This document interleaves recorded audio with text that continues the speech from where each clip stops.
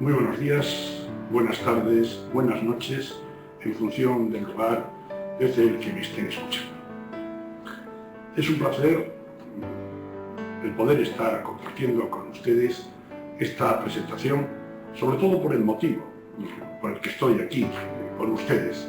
Es la celebración del 10º aniversario de NetLearning, 10 años de vivencias en educación virtual, y me siento honrado de colaborar con esta institución en la que existen personas responsables muy ligadas a todo lo que ha sido la educación a distancia y muy ligada a la formación, a la investigación que hemos venido realizando durante tantos años desde la Cátedra UNESCO de Educación a Distancia.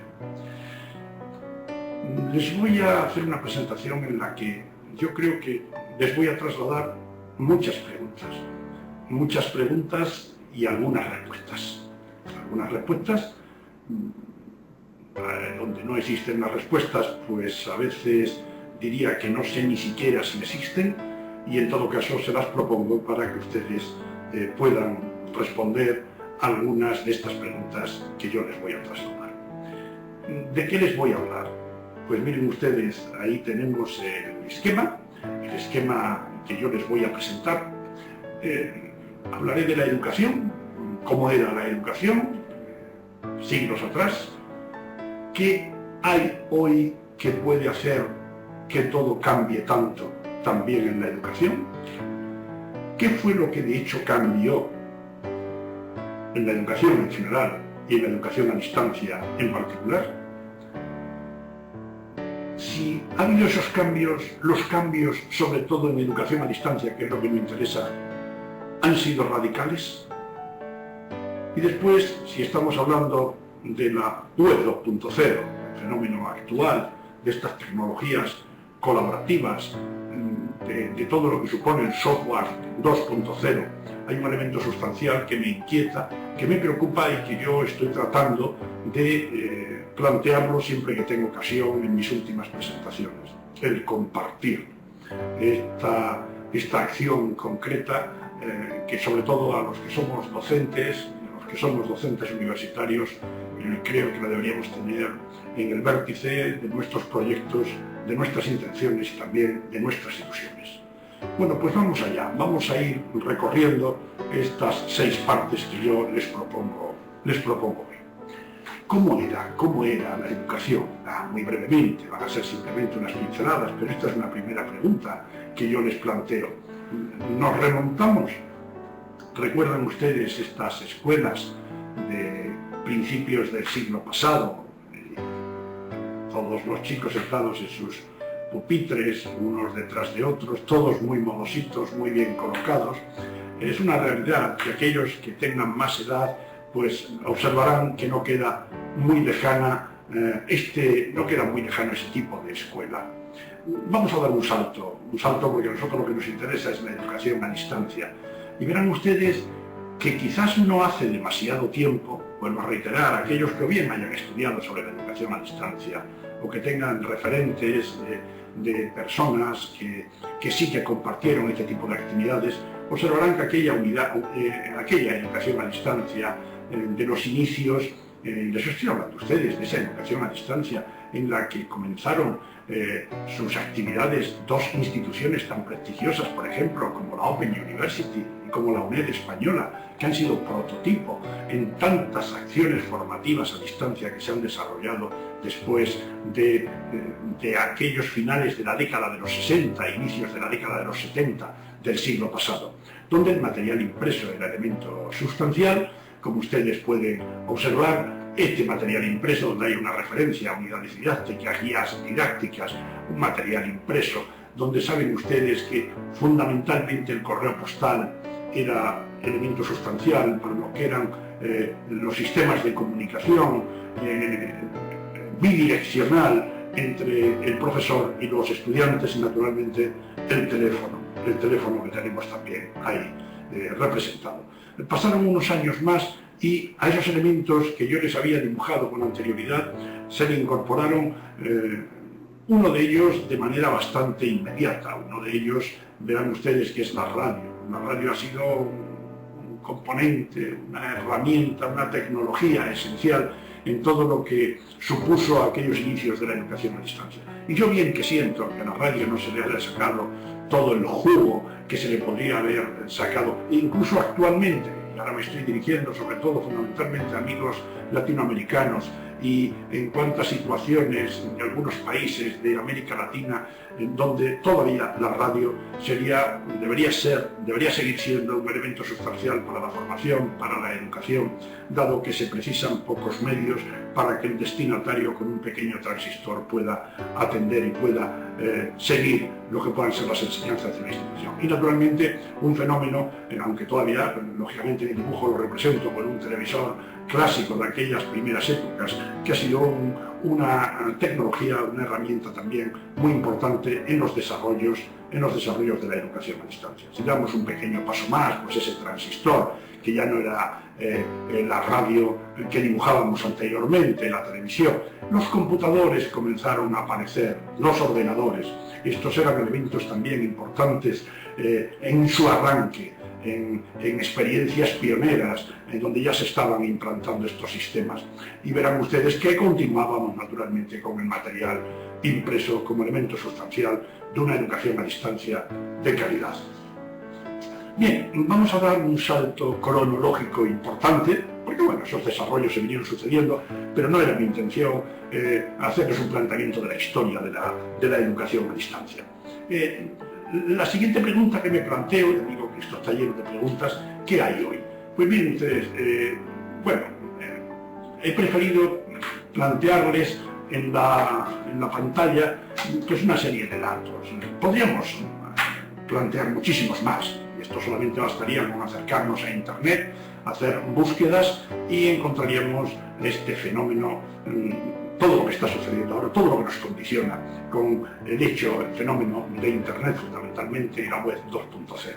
Miren, si nos propusiésemos leer todo lo que está escrito en Internet, básicamente tardaríamos como en torno a 57.000 años. Una persona que leyese 24 horas al día a buen ritmo, sin descansar. ¿Saben ustedes cuántos vídeos son subidos a YouTube? Pues en torno a 72 horas de vídeo por minuto. 100 millones de horas de vídeos son vistos cada día. Facebook, la red social por antonomasia, pues está compuesta, se calcula que a final de año se pudiera llegar, bueno, hay perspectivas que hablan de los 900 millones, otros hablan de los 1.000 millones, me es igual, muchísimos millones de usuarios. Si hablamos de los usuarios, si todos los usuarios que manejamos Facebook nos pusiésemos de acuerdo y nos constituyésemos en una comunidad que fuese un país, hoy seríamos el tercer país del mundo. Estaría China, estaría la India y estaría Facebook. Si eso lo hiciésemos con Twitter, una red que ciertamente a mí como universitario me interesa más, pues ahí las estadísticas no se ponen muy de acuerdo, se habla de 200 millones, de 180, de 250, también es igual, sería por la misma comparación anterior, el mismo símil anterior, el ponerse de acuerdo todos los usuarios de Twitter, constituiríamos en ese caso el cuarto país, ¿no? Es decir, ahí estaría Estados Unidos, China, la India, Estados Unidos y Twitter. Twitter supone una realidad que más de 1 billón de tweets son enviados por semana. Y la Wikipedia, este fenómeno de la Wikipedia, vilipendiada por algunos, no entiendo por qué se vilipendia este fenómeno de la Wikipedia, que es absolutamente útil e interesante y que tiene más credibilidad de la que pueden señalar los críticos de esta enciclopedia. 14 millones de artículos, 200 idiomas vertidos en esta gran enciclopedia. La computadora de un teléfono celular, de estos aparatos que manejamos y que venimos usando y que prácticamente somos dependientes de ello, pues la computadora de cualquier aparatito de estos está siendo como 1000 veces más potente que aquellos ordenadores personales, aquellos PCs de los años 60. Más del 20% de la edición de libros en España hoy son ya digitales. Ven ustedes a qué situación estamos llegando, qué puede pasar con el material, con los textos impresos. Otro detalle, se señala que una investigación que se hizo quizás hace un par de años, que 1 de cada 8 parejas que se han conformado en Estados Unidos se han conocido inicialmente por Internet. O qué sé yo, el fenómeno este que se llama de los 6 grados, de los 6 niveles de separación. Es decir, que si usted quisiera contactar con una persona de mis antípodas, yo estoy en España, pues mis antípodas australianos, que no puedo localizar a esa persona, vive allá. Bueno, pues contactar con mi lista de contactos de mi aplicación de correo y decirles que tengo interés en contactar con esta persona y que por favor contacten con sus contactos. Y estos a la vez le piden a los contactos que contacten. Miren, no llegaríamos a más de 6 grados de separación, esto parece que está probado, y tendríamos la posibilidad de conectar, de contactar con esa persona a la que teníamos tanto interés en conocer, en compartir, en conversar. Y entonces, si eso es lo que hay, nosotros desde la educación, ustedes y yo, lo ignoramos, porque verán ustedes, y luego haremos una breve mención a ello, que existen grandes resistencias a ver la realidad de lo que supone el hecho social, el hecho tecnológico de lo que ha sido la penetración de Internet en todos nuestros haceres, en todos nuestros hogares, en nuestro mundo laboral, en nuestras relaciones sociales, en nuestra vida absolutamente personal. Es entonces, me pregunto, siempre preguntas, ¿qué fue lo que cambió? ¿Qué fue lo que cambió? Pues miren ustedes, vamos a hacer una relación con una columna a la izquierda en la que señalo lo que sucedía antes y con lo que nos podemos estar encontrando ahora. Bueno, antes prácticamente para vernos, para escucharnos, para relacionarnos, en fin, lo hacíamos en presencia. Ustedes bien saben que ahora, esto es una prueba de ello, podemos lograr una comunicación audiovisual o solo auditiva o solo visual de calidad. Si las herramientas están funcionando bien, en este caso si existe un ancho de banda suficiente, realmente la comunicación puede ser de calidad a muchos miles de kilómetros. Pues probablemente con algunos de ustedes esté pues a 10.000 kilómetros de distancia y me están viendo con una mínima calidad y están probablemente viendo con mayor calidad la presentación que les estoy haciendo a través de la pantalla. Antes, ven ustedes, las máquinas extendían la fuerza física. Hoy las tecnologías extienden no la fuerza física, no los músculos, pero sí las posibilidades mentales, nuestras posibilidades de acción, nuestras posibilidades de actividad cognitiva, de reflexión, de pensamiento, de creación. Antes, la transmisión del conocimiento dependía del transporte. Tenían que trasladarse grandes volúmenes, los libros, los discos, los CDs, los vinilos, etc. Hoy saben ustedes que los 20 volúmenes de una enciclopedia se pueden llegar a descargar en segundos, a golpe de clic. El incremento del conocimiento antes era tremendamente lento. Para generar nuevos conocimientos era lento. Los niños en la escuela, los estudiantes en la universidad, tenían que estudiar cosas no demasiado diferentes a las que estudiaron sus padres o sus abuelos. Hoy saben ustedes que sobre todo en algunas materias se puede llegar a duplicar el conocimiento, los contenidos a aprender pues cada 2 o 3 años, y a la velocidad que vamos pues cada menos en función de las distintas disciplinas. Saben ustedes que los ordenadores son pues como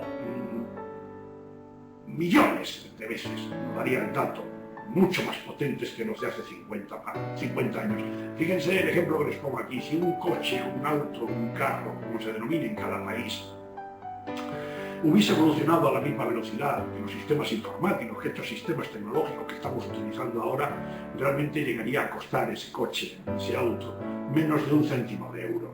Y iría más rápido que la luz. Si esa velocidad en lo que hubiese supuesto el progreso en esa tecnología mecánica hubiese sido el mismo que en esta tecnología de la información y de las comunicaciones. Antes, en ustedes, si algunos de ustedes son muy jóvenes, pues hablan con sus padres, con sus abuelos, que lo bueno, era lo mejor, estable durante mucho tiempo era lo mejor. Hoy estamos hablando de lo que está cerca, de lo que es práctico, de lo que es atractivo, de lo que me gusta. Prácticamente estaríamos hablando del usar y tirar. Ya no me sirve, ya lo he usado, ha sido flexible porque he usado en el momento que lo he querido, que lo he necesitado, después ya no lo necesito, no lo quiero, un nuevo elemento, un nuevo instrumento. ¿De qué hablamos? De los televisores que tienen ustedes en sus casas, de las computadoras, de estos teléfonos móviles, de estos celulares, cómo evoluciona, cómo cambiamos, a qué velocidad. ¿Recuerdan ustedes cuánto duraba la televisión o el frigorífico de nuestros padres, de nuestros abuelos? Evidentemente, lo bueno ahora no es bueno para siempre, desde luego no es lo mejor, como decíamos antes. Antes el mundo efectivamente cambiaba muy lentamente y hoy pues saben que en 3 décadas se van a producir cambios equivalentes a los de los 3 o 4 últimos siglos. Cierto que las tecnologías que se iban generando en épocas atrás, no sé la edad, lógicamente, que tienen cada uno de ustedes, de los que están siguiendo esta conferencia, pero en función de la edad observarán que las tecnologías antes solamente las utilizaban las élites. Era un terreno vedado para la gente que tenía posibilidades económicas o aquellos, por ejemplo, en las universidades, que tenían la posibilidad, porque eran docentes, eran investigadores, de utilizar este tipo de tecnologías. Hoy las tecnologías prácticamente llegan a todos. Nada más que nos tenemos que acercar a un instituto, a un centro educativo, los alumnos, cómo manejan las tecnologías, cómo disponen de estos celulares inteligentes, etcétera, etcétera. El conocimiento prácticamente estaba en las bibliotecas. Y claro, a las bibliotecas iban quienes podían acudir. Más allá de que estaban solo en las bibliotecas, esos conocimientos, o en las universidades, en las aulas, etcétera, es que allá podían acudir solamente los que tenían esa posibilidad, los que vivían cerca, los que tenían una buena biblioteca, porque también había niveles de bibliotecas, como hay actualmente. Y hoy saben ustedes que esa información, que ese conocimiento lo tenemos a nuestro alcance a solo un golpe de clic. Las relaciones sociales antes se desarrollaban en espacios físicos. Era la gente de nuestro entorno laboral, de nuestra familia, nuestros amigos, nuestros vecinos, nuestros compañeros de club, etc. Hoy las formas de relacionarnos son totalmente diferentes. Ahí están las redes sociales, de las que no nos da tiempo de hablar, pero que son un elemento sustancial que están conformando a la propia sociedad. Echemos una vista atrás a lo que han supuesto todas las revoluciones en los países árabes, o lo que supuso el movimiento de los indignados del 15M en Madrid, etcétera, etcétera. En la sociedad, pero y en la educación, podemos ver también un antes, un después, solamente unos apuntes para dar alguna respuesta a esta cuestión que les planteo. Una referencia solamente a las pantallas. ¿Qué pantallas visualizábamos yo, al menos a mis años, que me peino canas, que ya tengo nietos? Bueno, pues la pantalla del cine, era el cine, la gran pantalla. Y ven ustedes la cultura de la pantalla que se ha instalado ahora en la sociedad. El cine, sí, pero después la televisión, después la computadora, las tabletas, las consolas, los celulares. Esta es la realidad. El conocimiento antes era sólido, se instalaba en libros, discos, en CDs, en todos instrumentos que nosotros podíamos tocar, que podíamos ver. Hoy el conocimiento está, ¿qué decirles a ustedes?, en la nube, ¿no? Es un conocimiento líquido, que fluye, que se traslada, que cambia. Nosotros, muchos de ustedes probablemente y yo, somos hijos de una cultura sólida. Y hoy saben ustedes que esa cultura sólida, casi intocable, que duraba durante mucho tiempo, que cambiaba poco. Hoy prácticamente la cultura, el conocimiento, lo construye la inteligencia colectiva. Antes los alumnos aprendían, nosotros enseñábamos. Hoy saben ustedes que más agentes distintos de los profesores son los que enseñan y que nuestro afán sería enseñar a aprender. Hoy saben ustedes que se aprende más fuera de la escuela, fuera de la conexión, de la presencia directa del profesor y el alumno. Y les estoy hablando a personas que se mueven en los entornos de educación a distancia, de educación virtual. Y ustedes saben bien lo que les estoy diciendo. En la escuela antes, como estoy diciendo, se tenía prácticamente toda la información. En las aulas, en las bibliotecas de los centros, ahí estaba toda la información. Hoy, sin embargo, ocurre al revés. Fuera de las paredes de la escuela, al otro lado del umbral del aula, se encuentra mucha más información. Y prácticamente una información, como decíamos antes, a golpe de clic. Bueno, si todo esto es así, insisto, podríamos ir señalando antes y ahora, antes y hoy, lo podríamos seguir señalando y seguro que a ustedes se les ocurren muchos apuntes al respecto. Pero si todo eso es así, viendo toda esta realidad, miren ustedes lo que les propongo en la pantalla, unos cuantos textos para la reflexión. Como profesores ordinarios de las escuelas, de los colegios, los institutos, las universidades, nos enfrentamos al futuro haciendo lo mismo que se hacía en el pasado, con todos esos cambios a los que me he referido antes. En el aula ordinaria todos aprenden lo mismo de forma idéntica, en el mismo lugar, a la misma hora, como se viene haciendo en los alumnos de tercero C a las 10 de la mañana de cada martes. Que la escuela es aburrida, que los niños, adolescentes y jóvenes se nos aburren en las escuelas, como estaríamos señalando aquí, en este apunte. Pues claro, es que si en la escuela nos conformamos con los gustos parlantes, que se distraen los niños, los adolescentes y jóvenes, pero si tienen las televisiones, tienen los ordenadores, tienen las tabletas, tienen los teléfonos celulares a su disposición, y ahí encuentran muchísima más información que la que se les puede brindar desde las escuelas. Antes, cuando llevábamos a nuestros hijos a la universidad, prácticamente nos estábamos garantizando su futuro, su prosperidad. ¿Ahora es así? Ni mucho menos, ni mucho menos.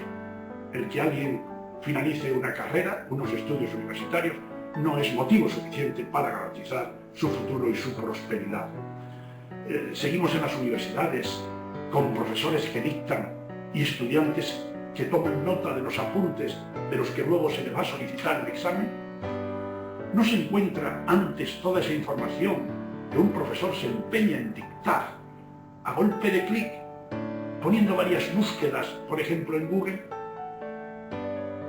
Mis queridos amigos, seguimos con un sistema educativo que se diseñó en la era industrial y que lo seguimos repitiendo día tras día, país tras país, institución tras institución. Seguimos educando por lotes, pues como se fabrican camiones o se fabrican frigoríficos. Según la edad, según la fecha de fabricación del niño, pues entra en primero, entra en segundo, entra en tercero, más allá de que el chico tenga unas capacidades o tenga otras. En fin, ¿no creen que las tecnologías están desvinculando hoy a los niños, a los adolescentes, a los jóvenes del aula física? Porque hay otras aulas, y lo decimos los que estamos empeñados en mostrar y en demostrar las posibilidades de la educación a distancia y virtual. Amigos, el futuro es digital. Los niños, los adolescentes, estos nativos digitales, más allá que el término se esté poniendo a solfa, no voy a entrar en este debate, están ahí. El futuro es digital. Y estos niños, estos nativos digitales, estos niños nacidos en la era de la tecnología, estos jóvenes que manejan las tecnologías, están ahí. Y nosotros, ciertamente, como educadores, no lo podemos ignorar. ¿Creen ustedes que deberemos mantener ideas como esta? En fin, es una especie de chascarrillo, pero sí que nos puede hacer pensar. Es simpático, es gracioso, esto de Gaturro, que nos lo pone a nuestra disposición y yo se lo agradezco profundamente. A ver, amigas y amigos, tratamos de reproducir ese mismo modelo de escuela de la señora asomando la cabeza por un marco simulando una televisión? ¿Reproducimos el mismo modelo con herramientas diferentes? ¿O aquellos que dicen que dan educación virtual y lo que hacen y se limitan es a colgar documentos PDF en la red? ¿O quizás no piensan ustedes que lo que deberíamos esforzarnos es en plantear nuevos modelos con nuevas herramientas y nuevos procedimientos? No el mismo modelo con herramientas que son diferentes. Hacemos lo mismo que antes, lo que pasa que ahora, como digo, lo colgamos en Internet. No, es hacerlo de otra manera. Es plantear, ciertamente parece, otro modelo. ¿No creen ustedes? Traten de responder en sus debates, en sus reflexiones, algunas de estas preguntas que yo les estoy planteando. Sería quizás como algo así. Les propongo aquí el aula digital, de Digital Text. Bueno, no voy a entrar en detalles, pero sería como algo así. Y claro, si vemos algo así, que pueden ustedes pasar después la presentación otra vez para ver los detalles, dónde está el profesor, cómo se dialoga, dónde están los asuntos, los aspectos, desde dónde se puede trabajar, desde dónde se puede localizar la información. Pero claro, yo barro para lo que me interesa y claro, me pregunto, ¿ese aula digital no invita a desarrollos a distancia? Evidentemente que sí, aquí hay la respuesta contundente. Y ya doy un paso más y digo, miren, sea en un formato presencial o virtual, ¿qué habría que enseñar? ¿Qué deberían aprender nuestros alumnos, nuestros estudiantes de hoy? Otra pregunta. Y a esta también trato de darle respuesta. Pues miren, en los dos especies de rectángulos de arriba, digo que tendríamos que enseñar pues algo de lo que se sabía ayer, evidentemente. En tiempos atrás se enseñaba todo, o se pretendía enseñar todo lo que se sabía ayer. Yo creo que en segundo lugar habría que enseñar mucho de lo que no se sabía ayer, pero que se sabe hoy. O sea, algo, por una parte, algo de lo que se sabía ayer, por otra, mucho de lo que no se sabía ayer, pero que se sabe hoy. Y me quiero fijar en los dos rectángulos inferiores, en este y en este, porque ahí está la base de lo que les quiero trasladar. Deberíamos adelantarnos y preparar a nuestros estudiantes para lo que no se sabe hoy, para este mundo en vertiginosa evolución, en vertiginoso avance, para estos conocimientos tan cambiantes a los que nos hemos referido antes. Hay que disponer a nuestros alumnos para lo que podrá saberse mañana. Este sería el planteamiento de los docentes de hoy. Este sería el planteamiento de los que tratan de aprender hoy. Así yo creo que ganaríamos más y haríamos una sociedad seguramente mucho mejor, mucho más avanzada. Y ese aprender algo de lo que se sabía ayer, mucho de lo que se sabe hoy, y prepararlos para el futuro con las herramientas 2.0, ¿qué les parece a ustedes? Cosas que cambian con la herramienta, con las herramientas, con las tecnologías de la web 2.0. Y vamos a la pregunta que nos hacíamos al inicio de la conferencia, el título de la conferencia, en la quinta parte de nuestra exposición. ¿Cambio radical? ¿Se produce o se va a producir un cambio radical con la web 2.0? ¿Se está produciendo ese cambio y ese cambio es radical con la 2.0? Esa sería la pregunta a la que ustedes ahora, si quieren, van contestando. ¿El cambio es radical o no lo es tanto? ¿Qué es realmente lo que cambia? Nos podríamos encontrar con situaciones simpáticas como esta que se nos presenta en la pantalla. ¿Qué les parece? Creo que sin comentario. Pero ahí está la realidad de lo que se podría dar. Es tan radical el cambio como el dibujo que les he presentado, como esta diapositiva tan simpática que les he presentado. Es tan radical el cambio. Pues miren ustedes, trato de responder en este caso, así como otras preguntas las dejo para que las vayamos respondiendo cada uno de nosotros en nuestros grupos, en nuestros ámbitos de reflexión. Yo pienso personalmente que si hablamos de cambio radical, ciertamente desde mi punto de vista no está en las finalidades educativas. ¿Han cambiado las finalidades educativas? desde mi punto de vista, no está en los principios pedagógicos ese cambio radical. ¿Por qué digo esto? Porque, mire, aquí les he pintado unas cuantas finalidades educativas. Ustedes pueden agregar más. En fin, cuando estamos educando, nosotros estamos pretendiendo transmitir el conocimiento, transmitir el saber. Esto se hacía antes, siglos atrás, muchos siglos atrás, desde los inicios. Y piensan que ahora con la 2.0 esto ha cambiado. Habría que hacer reflexionar a muchos de los que vierten su literatura, sobre todo en la red, que podemos encontrar hoy de todo. Y bueno, se hacen afirmaciones contundentes que yo, seguro que ustedes también, las tenemos que poner en solfa. Realmente, ¿se puede decir que en esto también ha habido cambios radicales? En estas finalidades educativas. Siempre nos interesó a los pedagogos lo importante que era la participación en la sociedad, la participación social. El individuo es un ser social por antonomasia, y esto lo era antes, desde hace mucho tiempo. Digo, lo era, no ha sido siempre, pero se pensaba así desde hace mucho tiempo. Y el esfuerzo de la educación era por elevar esos niveles de participación, de sentirse responsable de las acciones ante los demás también. Pero claro, si damos un paso más, ¿qué piensan ustedes que es nuevo esto de compartir y de colaborar? A mí realmente me hace mucha gracia cuando se ha venido hablando de las tecnologías colaborativas, del software colaborativo, de todo lo que la colaboración, el trabajo en grupo, el trabajo en equipo. Miren ustedes que esto la pedagogía lo viene señalando desde hace mucho tiempo. Y al igual que les voy a decir antes, pues en los principios pedagógicos de la escuela nueva estaban patentes, pero mucho antes, con pedagogos mucho más anteriores. ¿Cómo se puede decir que es que algunos casi nos quieren trasladar que es que esto se ha inventado con la web 2.0? No, señor. La web 2.0 nos está dando unas posibilidades inmensas, maravillosas, para que este compartir, este colaborar, este hacer con los demás, para los demás, desde los demás, sea mucho más fácil, sea mucho más útil, sea mucho más eficaz. ¿No piensan ustedes que en la educación, sobre todo en unos niveles más que en otros, ha habido una meta, una finalidad, que ha sido la de generar conocimiento, la de crear, la de producir? Esto sí, nos fijamos en el ámbito universitario, ha sido una realidad. ¿O esto es que es de ahora? En las universidades de todas las épocas. La idea en la universidad ha sido la docencia y la investigación, y preparar a los estudiantes para la creación, para la producción del conocimiento. Esto ha sido siempre.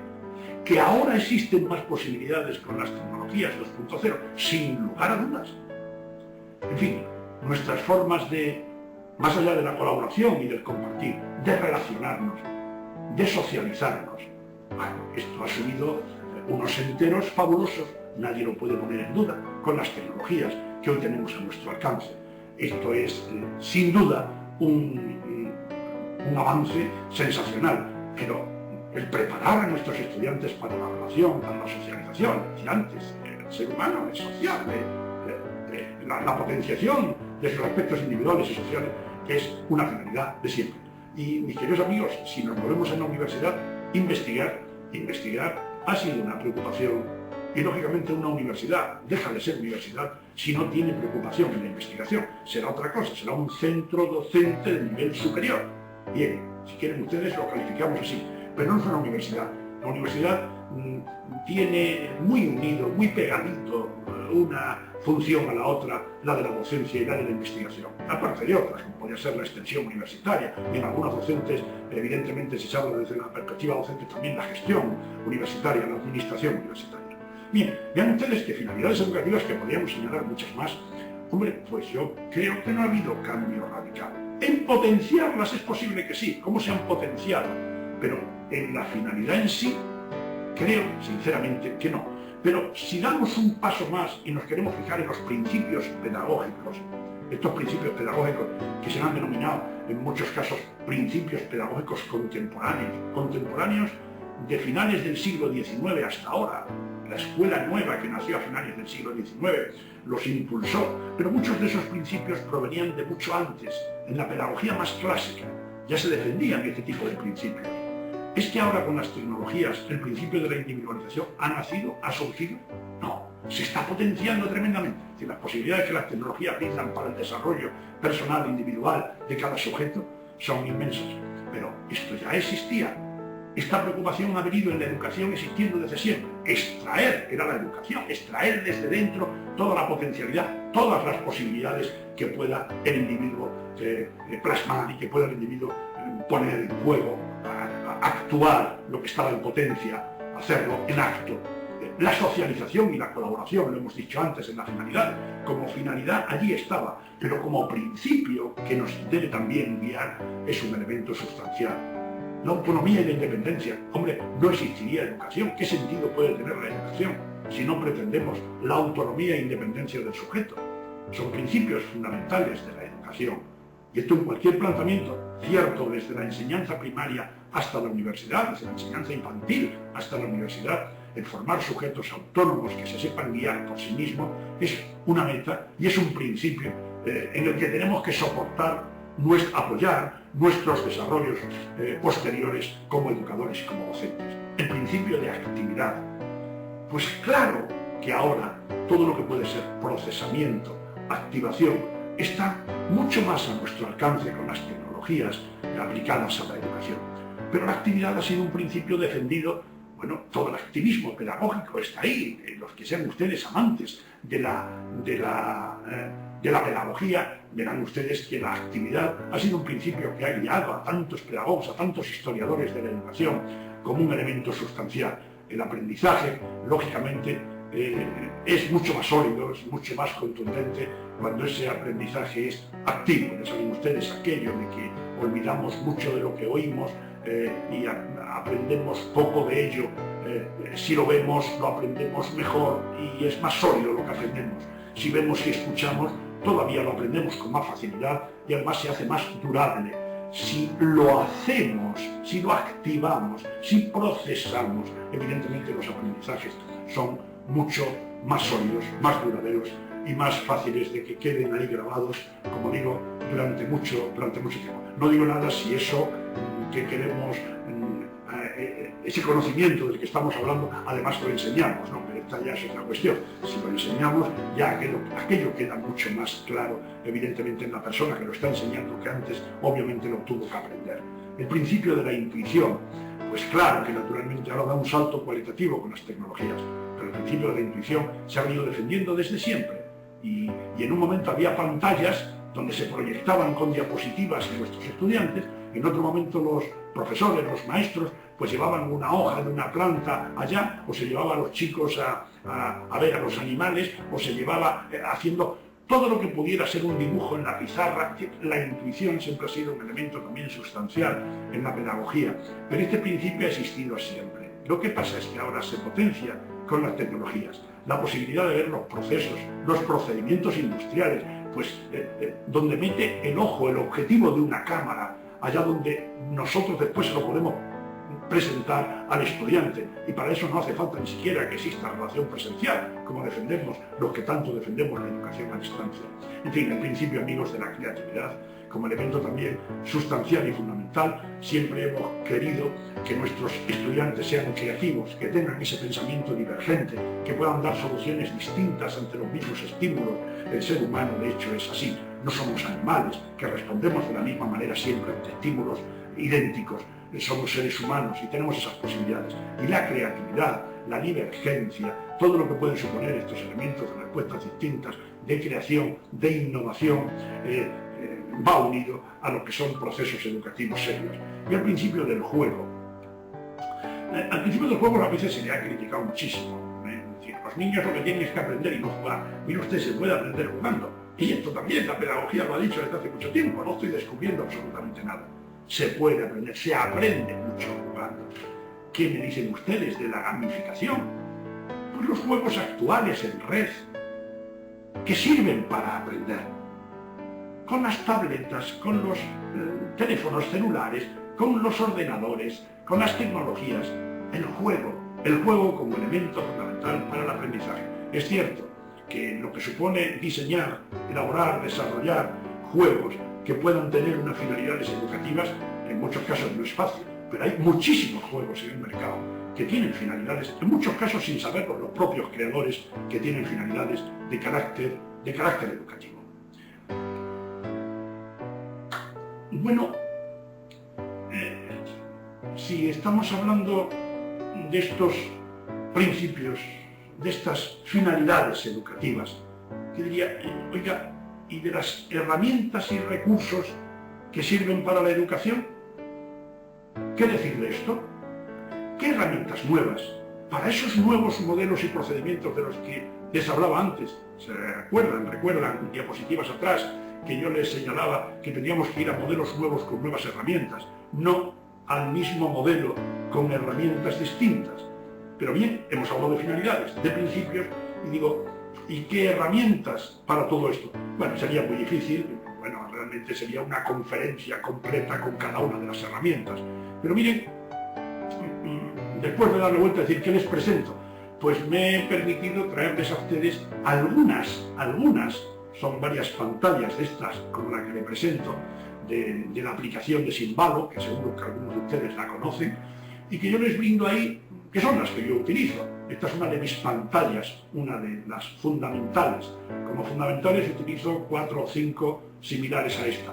Pues esta es una de ellas, la primera de ellas, y vean ustedes aquí que yo vengo utilizando, si me permiten que les haga quizás una pequeña, vengo utilizando varias herramientas de Google, de esta maravilla que supone Google. La tienen ustedes toda ahí arriba, que lo he señalado con rojo.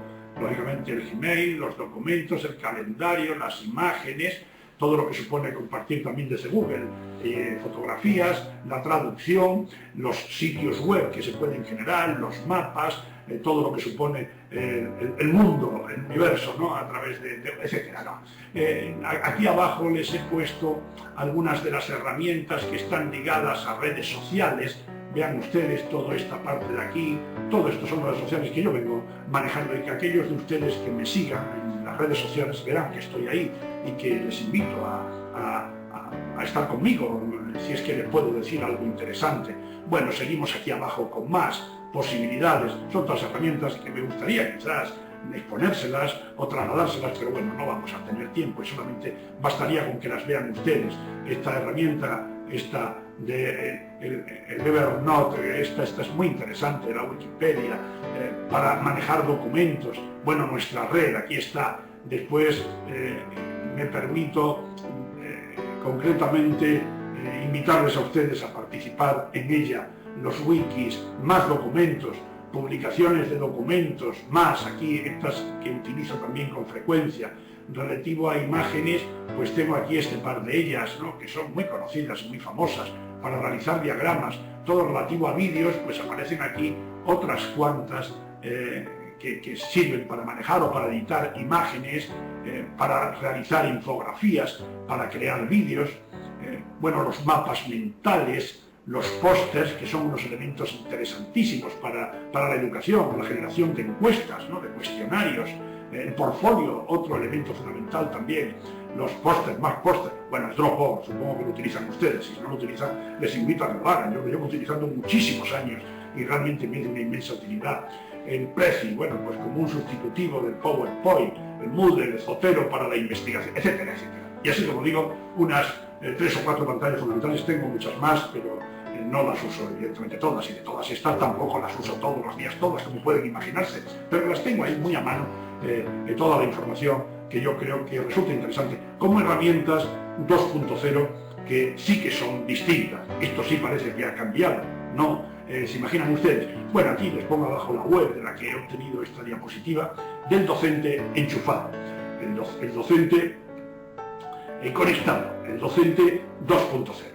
Y miren ustedes, ¿a qué está conectado un docente de hoy? Pues miren ustedes, a sus colegas, a su familia, a los recursos impresos y digitales, a las conferencias distintas, a los documentos curriculares, a los marcadores sociales, a las videoconferencias, ahora estamos celebrando una, mis queridos amigos, a los blogs. Ay, que me gustaría hablarles a ustedes de los blogs desde su perspectiva pedagógica y educativa. Bueno, y qué decirles de los wikis, que los podemos utilizar en nuestras acciones de educación a distancia, también de educación presencial, obviamente. los podcasts de audio, fundamentalmente de audio, también de vídeo, pero vamos, el vídeo lo dejamos para las videoconferencias, para los vídeos habitualmente hablamos de ellos, los podcasts, bueno, Twitter como una, perdón, dibujo, como una red social, el microblogging, son como blogs pequeñitos. Yo les animo a utilizar Twitter si no lo están haciendo. Prácticamente en Twitter pueden encontrar de todo, más allá, no es solamente algo como para comunicarnos, una red para la comunicación, sino para obtener conocimiento, para adquirir, para buscar prácticamente todo aquello que ustedes deseen, más allá de que lo puedan encontrar en Google. Las posibilidades de actualización que tiene Twitter son inmensas. Bueno, aquí pongo simplemente así, bueno, pone el autor de esta diapositiva las redes sociales, ¿no? Sitios para compartir imágenes y vídeos, los medios masivos de comunicación. Bueno, tienen ustedes ahí una muestra de lo que un docente 2.0 y también la educación a distancia puede suponer para la mejora de nuestra actividad. Lo mismo les pongo en esta otra diapositiva de Néstor Alonso, que bueno, no les voy a hablar de los los entornos personales de aprendizaje.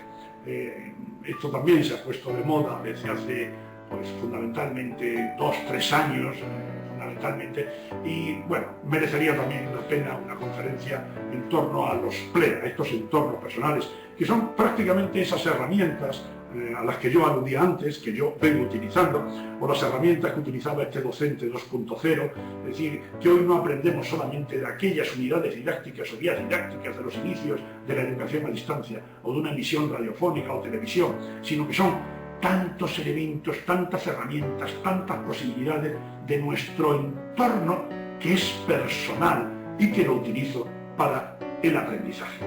Lo ven ustedes ahí representado para que puedan recoger, pensar, reflexionar, o quién sabe si utilizar, si es que no lo hacían hasta ahora, estas posibilidades y estas herramientas. Bueno, en todo caso, con todo esto que he propuesto y estos cambios que están ahí, el modelo es nuevo. ¿En qué quedamos? Son las mismas finalidades, los mismos principios, distintas herramientas. Bueno, pues ven ustedes que aquí les trato de dar alguna respuesta también. Alguna de ellas seguro que no va a coincidir con lo que ustedes pudieran responder. ¿Es esto un nuevo modelo, un nuevo paradigma 2.0? Pues hombre, digamos que en algo evidentemente sí. A ver, el alumno, ¿piensan ustedes que sigue siendo el protagonista principal de esta película? Parece que todos me están diciendo que sí. Cierto que sale de las paredes de la escuela, cierto que sale de las paredes de la biblioteca, pero sigue siendo protagonista principal. ¿Dónde y cómo aprende el alumno? Pues fuera de la escuela. ¿Sale de las paredes? Fuera de la plataforma o entorno, mis queridos amigos. En la 1.0 aprendía dentro de la plataforma virtual de aprendizaje, dentro del entorno virtual de aprendizaje. Ahora, no solo se sale de las paredes, sino que está fuera de esta plataforma y se aprende a través de múltiples herramientas, de múltiples dispositivos.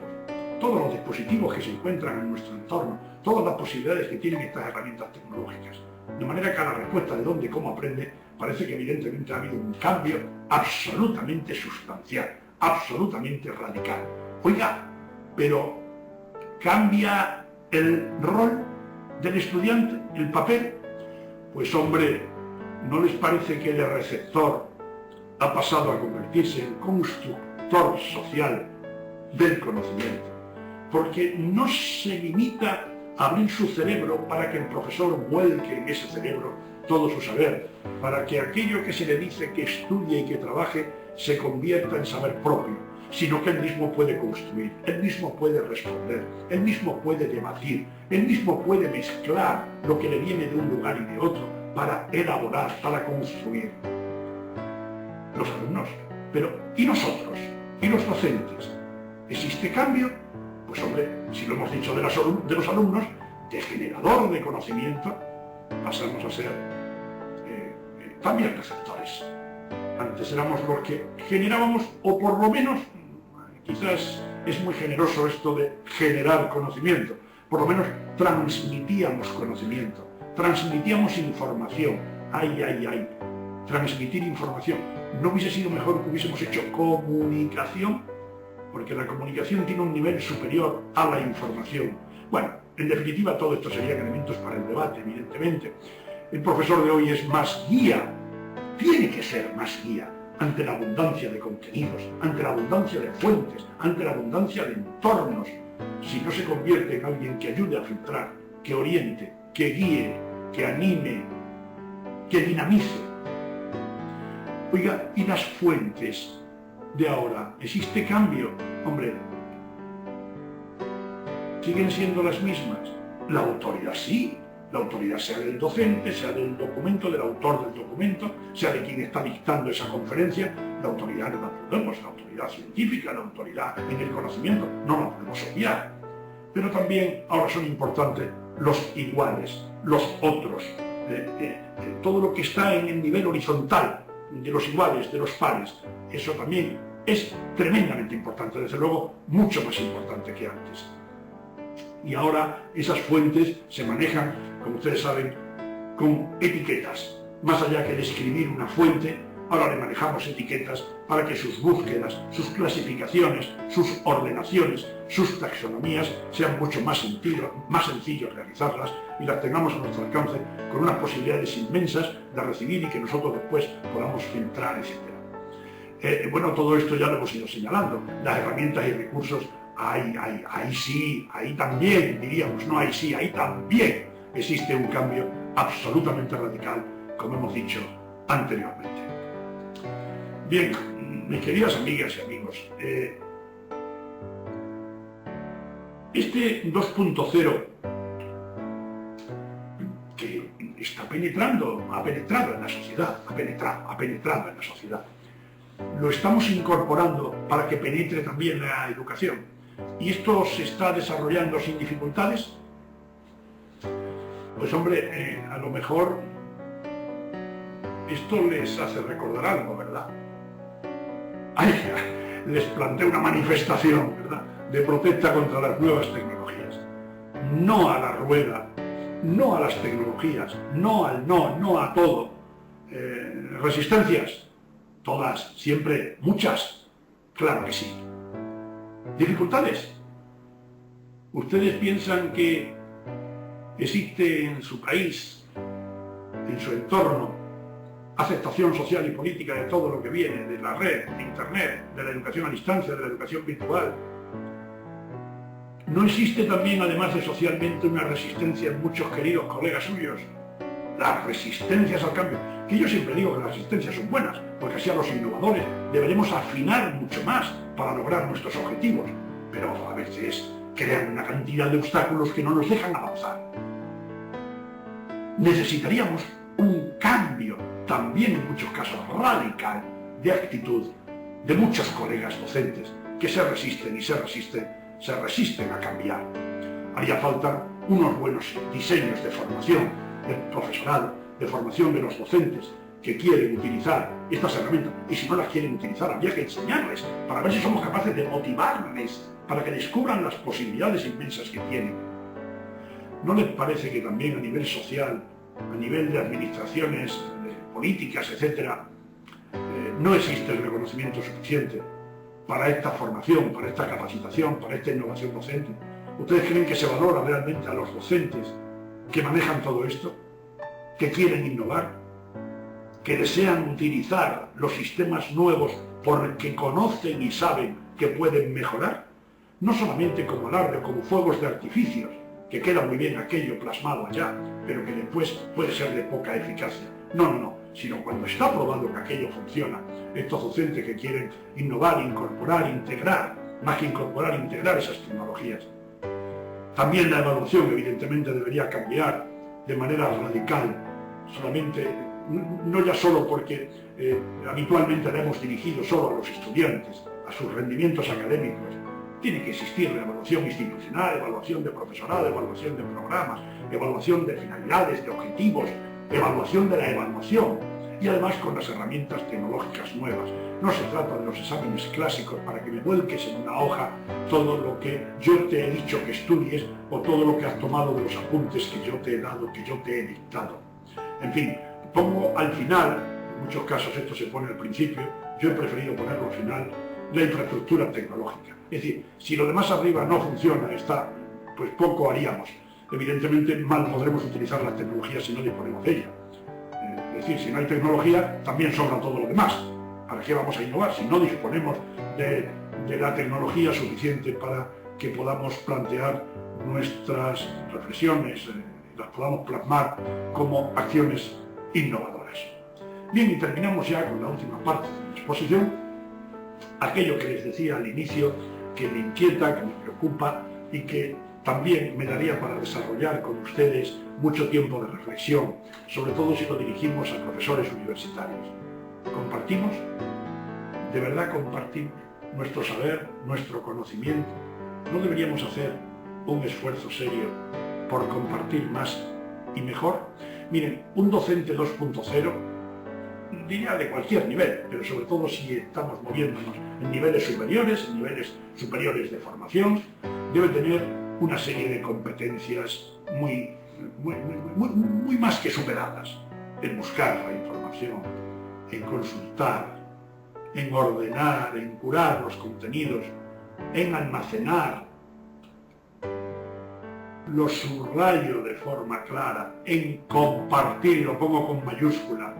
Una vez que compartimos, suponer trabajo de colaboración, más allá de solamente poner a disposición lo que yo sé, mis fuentes, lo que yo conozco, sin temor a que tú vayas a saber lo mismo que yo. Ojalá llegues a saber lo mismo y más que yo para que yo luego pueda aprender de ti.